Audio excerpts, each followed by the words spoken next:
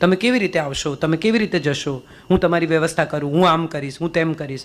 ત્યારે તમને એવું સમજાય કે ઈશ્વરે તમારી આજુબાજુ કેટલા કુશન ગોઠવી દીધા છે. તમે પડો નહીં એનો ખ્યાલ કોક રાખે છે ઉપર. તમને સહેજે છોલાય નહીં એવું જો કોઈ તમારું ધ્યાન રાખતું હોય તો એણે બનાવેલી દુનિયામાં કોઈને ન છોલાય એ ખ્યાલ રાખવાની તમારી પણ જવાબદારી છે. Because if somebody is being good to you, return that goodness to the world. You can't take it with you. એ સાથે લઈને જવાનો તમને હક જ નથી. તમને અહીંયા મળેલું સુખ કે સગવડ તમારે રિટર્ન કરવાના જ છે. આઈ ઓલવેઝ ફીલ કે જે પણ બાળકને ભણવું હોય એની હું ફી ભરું. આ તમને કહેવા માટે નથી કહેતી, આ હું એટલા માટે કહું છું કે મને હંમેશા એવું લાગે કે હું સરસ્વતીમાંથી કમાઉં છું. સો my first job is two return to Saraswati, કે જે હું તમારી પાસેથી કમાઈને એમાંનો હિસ્સો તમને પાછો આપું. અને